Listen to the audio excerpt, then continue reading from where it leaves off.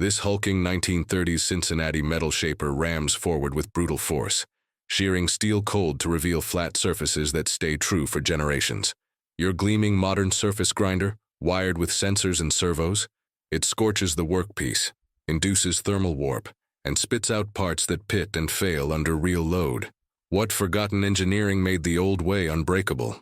America in the 1930s was a nation on its knees. The Great Depression had shuttered factories, idled millions, and turned steel towns into ghost towns of rusted ambition. Breadlines snaked through the streets, and families scavenged scrap for heat.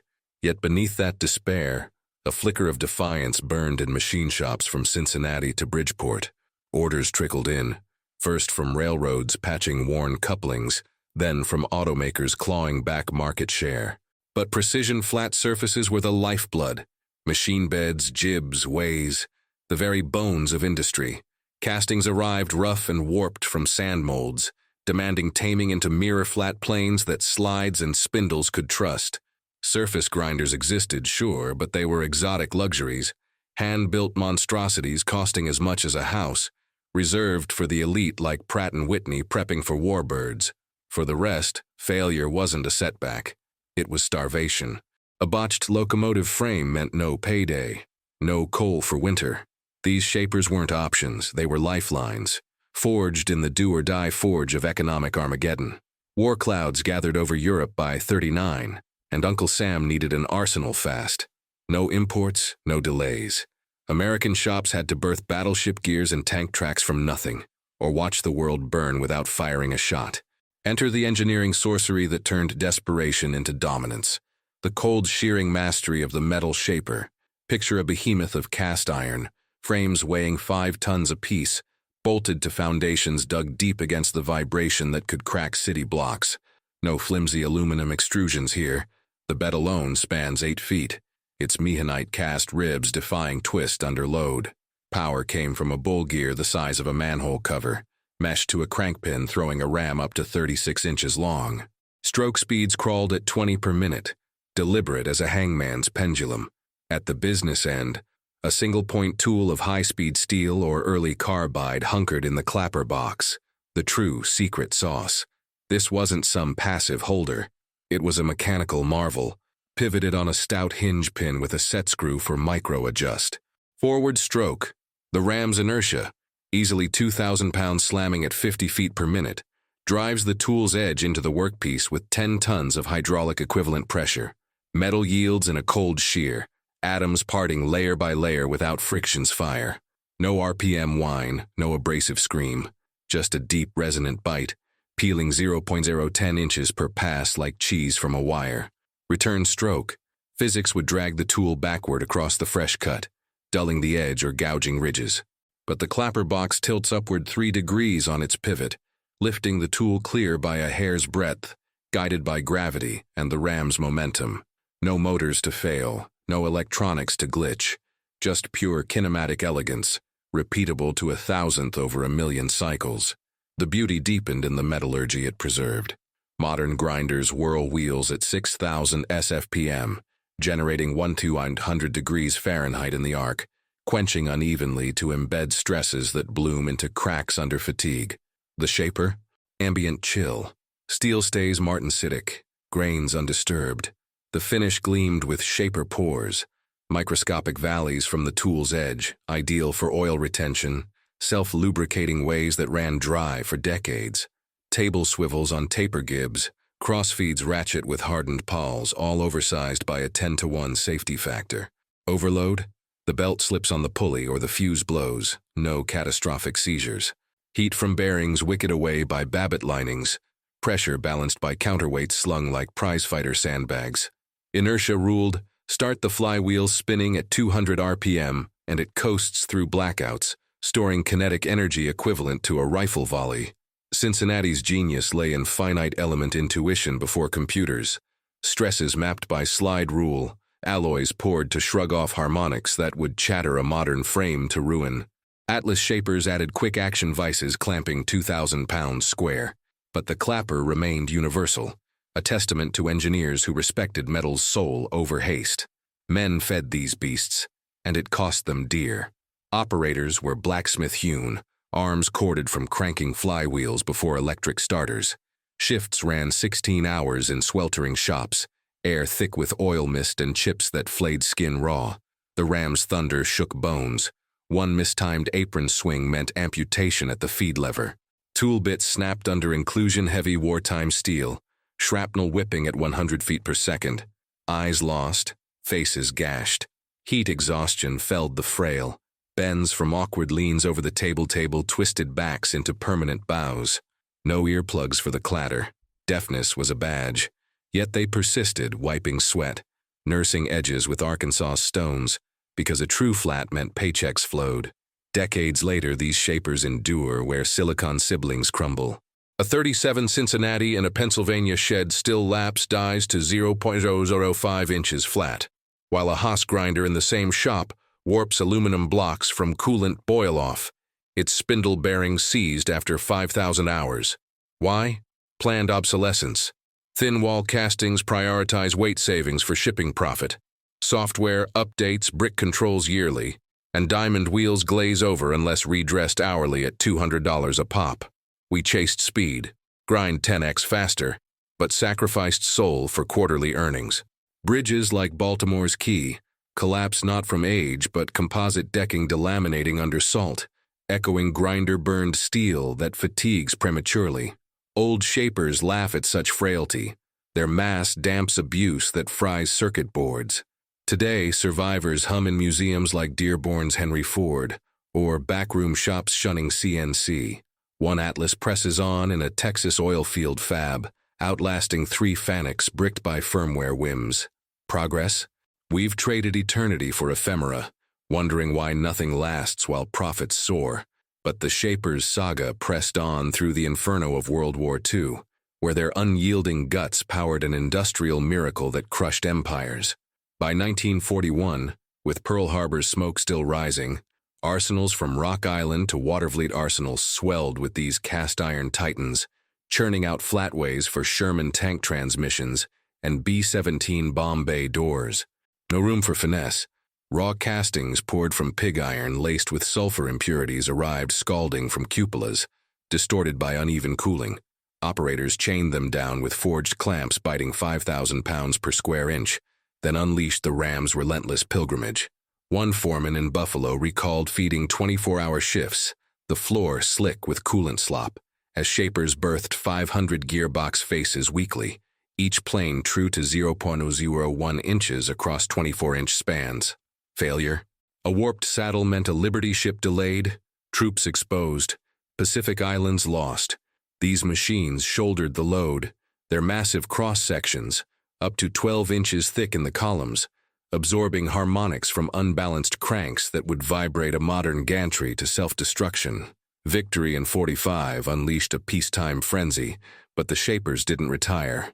Auto giants like Ford and Chrysler's DeSoto plants bolted fleets of Cincinnati 20-inch models to produce V8 blocks, planing bulkheads where tolerances held for 200,000 miles of highway abuse.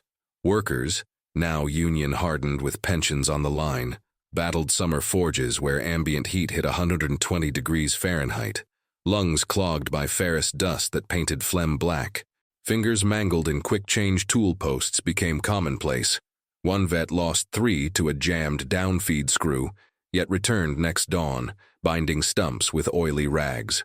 Deaf from the rhythmic thunder, equivalent to a jackhammer symphony, they communicated in hand signals, backs hunched from hand-profiling radii the machine couldn't reach. Prosperity flowed from those flats, refrigerator compressor plates, washing machine tubs, the backbone of the white-hot consumer boom.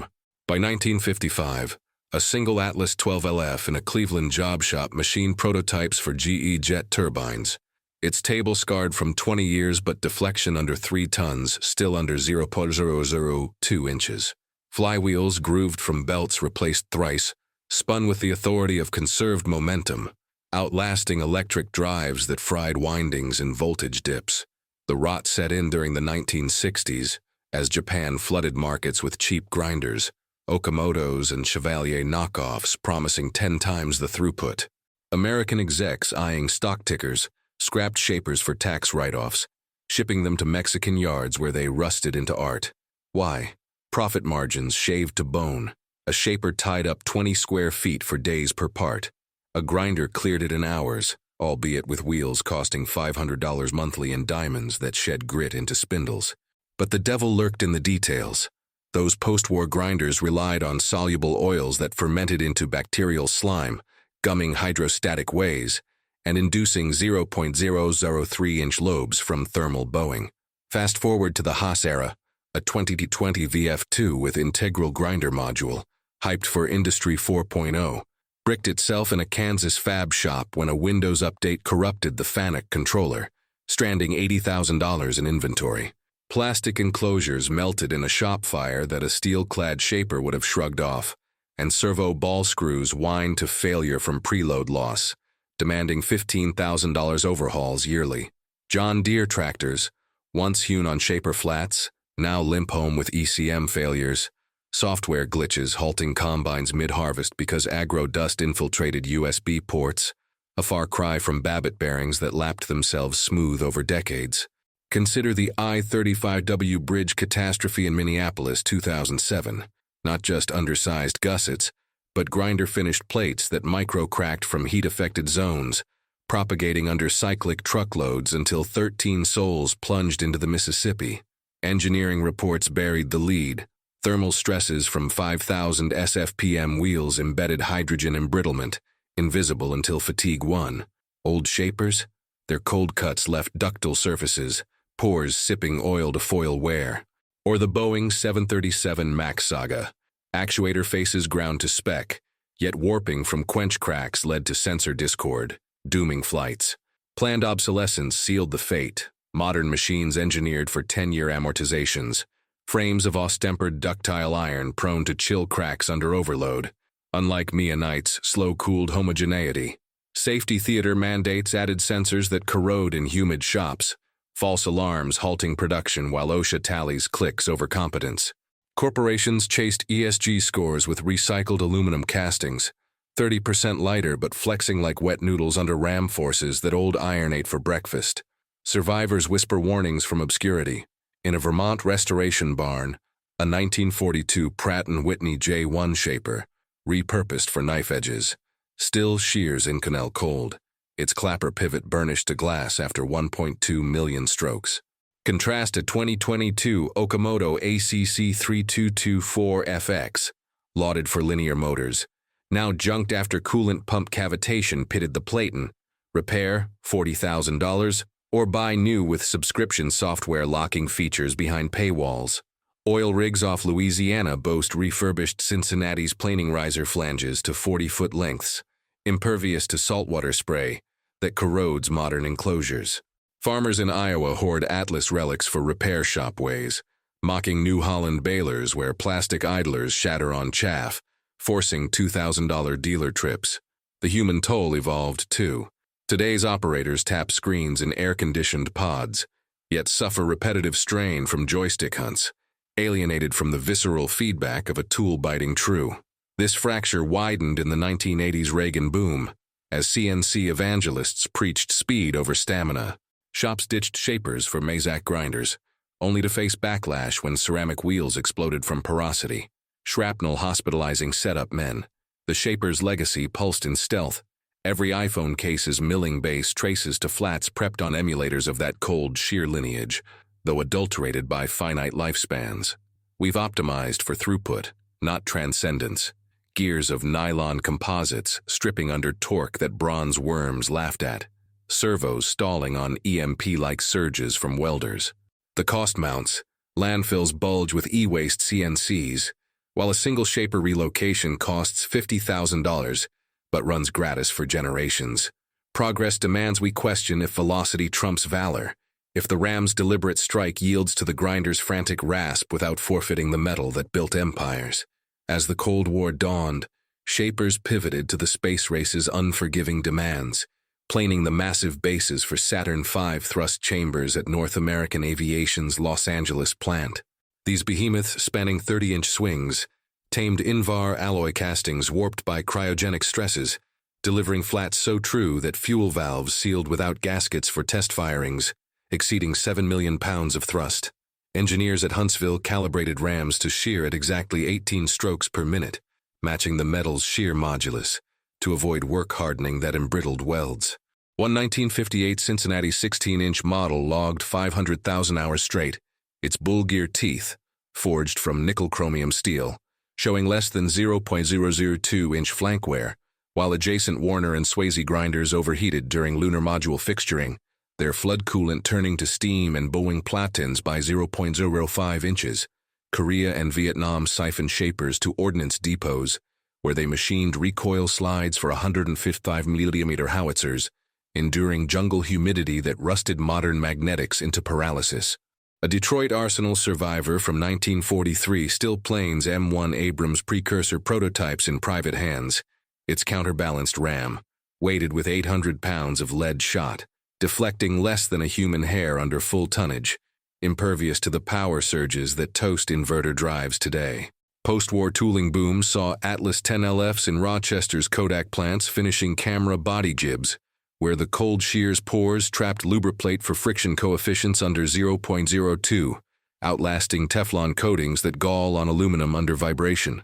The 1970s oil crisis accelerated the betrayal, as shops swapped shapers for Japanese magnetic chuck grinders, promising energy savings through variable frequency drives.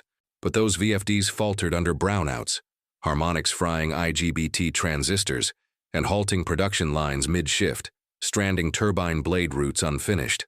A specific indictment, the 1979 Three Mile Island meltdown, traced partly to control rod drive flats ground on Okamoto DX series machines, where heat checks from 800-degree arcs propagated micro-cracks, exacerbating steam generator failures under pressure spikes. Old shapers, immune to such thermal betrayal, would have left ductile shears ready for neutron flux. By the 1990s, globalization gutted the heartland, with shapers auctioned off in waves, South Bend Lathes Ohio yard yielding 200 units to scrappers chasing copper from windings. Profit ruled. A new Bridgeport grinder retailed at $25,000 with zero setup hype, but its polymer weighs swelled 0.010 inches in humid warehouses, demanding recalibration weekly. Contrast a restored 1935 Pratt 18K in a Florida aerospace rebuild shop, planing F-16 actuator faces to AGMA Class 13 straightness after hauling through Hurricane Andrew's floods, its Babbitt boxes self-aligning via thermal expansion coefficients matched to 1 part in 10,000. .com bubble burst exposed the fragility when Boeing's 787 program leaned on Hearth-Kopp grinders for wing spar doublers. Coolant-induced hydrogen flakes led to delamination tests, failing at 70% of spec loads, delaying deliveries by years and torching $50 billion. Shapers scoffed, their ambient process locked in hydrogen-free lattices, grains elongated unidirectionally for superior tensile strength. In agriculture, John Deere's transition to laser-guided grinders for planter row units birthed warped seed plates that jammed in clay soils, costing Midwest farmers 15% yields, while a lone Cincinnati and an Illinois co-op shears repair flats that endure monsoons.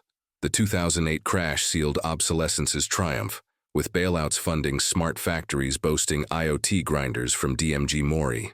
Sensors promised predictive maintenance, yet false positives from Wi-Fi interference idled Okuma ACCUS grinders, 40% of shifts in automotive tiers, plastic housings cracking under fork truck bumps that cast iron absorbed like a prize fighter's jab. A vivid failure. Tesla's Gigafactory 3 press platens, ground on high-speed FANUCs, warped from localized heating during Cybertruck frame runs, inducing 0.01-inch bows that buckled under 1,200-ton stamps, echoing countless appliance motors where encoder glitches from dust halt spins, demanding $1 and $200 circuit swaps yearly. We ditched the old way for this house of cards, because quarterly reports trumped quarter-century reliability. Shareholders demanded 20% ROIs, so frames shrank to perlitic irons with 30% less damping, amplifiers for chatter that chatters bits to stubs. Regulations piled on. EPA fluid bans forced dry grinding, spiking temperatures to 2,500 degrees, and embedding grit that scores hydrostatic bearings at 2,000 hours. Safety theater? Proximity lasers halt machines on shadows, production crawling while lawyers tally compliance hours. Planned obsolescence whispers in proprietary coolant formulations that foam after 6 months, forcing repurchases, unlike Shaper's straight mineral oil lasting a decade. Yet whispers of revival stir. Makerspaces hoard Atlas 7Bs for custom knife blanks, their clappers lifting true after oil starvation. A Michigan diesel rebuilder runs a 1941 South Bend Shaper 24/7 on Cummins overhauls, Gibbs wearing at 0.001 inches per 10,000 hours, versus modern linear guides pitting from lube starvation. In China's shadow factories, reverse-engineered Cincinnati's plain EV battery trays, mocking Western lithium cells where ground bus bars fatigue from quench lines, sparking recalls. The calculus shifts in crises. COVID snarls supply chains, stranding Haas parts from Taiwan while Shapers, needing only HSS bits from corner hardware stores, churn ventilator mounts unimpeded. 2023 wildfire in California spared a machine shop's 1939 model, its mass radiating heat away while neighboring Haas melted into slag, servos vaporized at 400 degrees. These relics quantify the folly. A full overhaul runs $8,000 once a lifetime. Moderns devour $20,000 biennially in belts, ball screws, and code patches. Deeper still, the Shaper's physics indicts our era's hubris. Inertia's bank, flywheels hoarding 50 horsepower seconds, buffers surges that spike modern DC buses to destruction. Mehanite's matrix, 4% graphite flaked for vibration sync, damps resonances at 10 Hz where aluminum alloys ring like bells, fracturing tools. Cold shears biomechanics mimic bone remodeling, leaving compressive residuals that resist tension cracks, unlike grinding's tensile skins begging propagation. As chapters close on this saga, behold the hoarders. A Wyoming gunsmith's 1928 King Shaper, Plains AR-15 receivers to match grade, pours sipping moly for 100,000 rounds. Europe's precision die firms smuggle Cincinnati's past green regs, valuing eternity over emissions. We've bartered brute genius for brittle convenience, mistaking motion for mastery, speed for strength, until the next blackout reveals who truly endures. In the shadow of shuttered factories, these Shapers find sanctuary among a new breed of custodians, die-hard machinists, custom fabricators, and off-grid tinkerers who view them as ironclad heirlooms against the tide of throwaway tech. Take the 1934 Cincinnati 14-inch model resurrected in a New Hampshire blade forge, where it planes high-carbon tool steel for chef's knives that hold razor edges through 20 years of restaurant abuse. Its table, pockmarked from wartime overloads, still traverses with 103-inch repeatability, lubricated by the very pores it etched decades ago. Nearby, a trio of Haas TM1 mills, touted for desktop precision, gathered dust, their stepper motors frozen by a firmware patch that mistook shop Wi-Fi for malware, rendering $120,000 in scrap without a single chip airborne. Across the Pacific, clandestine workshops in Shenzhen hoard Atlas clones, stripping EV motor end plates to tolerances that evade the warping plaguing BYD's production grinders. Those mass-market machines, rushing lithium housings at 8,000 SFPM, bake in anisotropic stresses that cause arcing failures after 50,000 miles, stranding commuters in gridlock, while the Shaper's survivors churn repairs from scrapyard remnants. A single such relic in a Guangdong shed outproduces 5 DMG Mori grinders crippled by coolant pumps, seizing on recycled fluids mandated by Beijing's green quotas.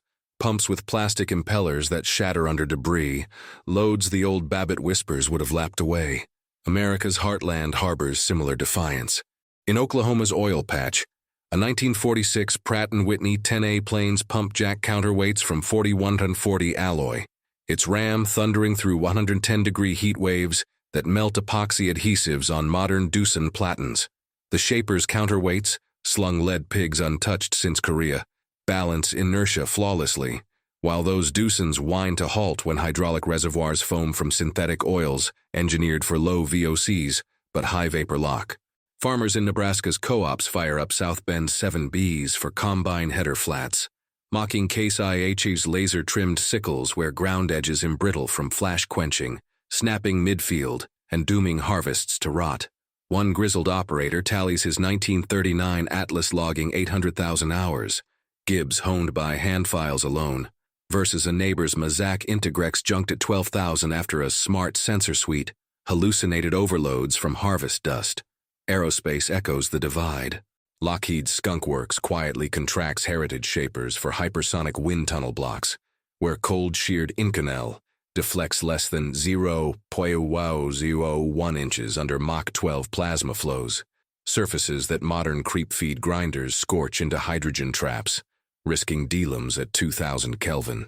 NASA's Marshall Space Flight Center maintains a 1952 Cincinnati for SLS booster skirt Gibbs, its clapper box, pivot burnished to mirror finish, lifting true amid vibrations that would chatter a 5-axis Hermley to ruin.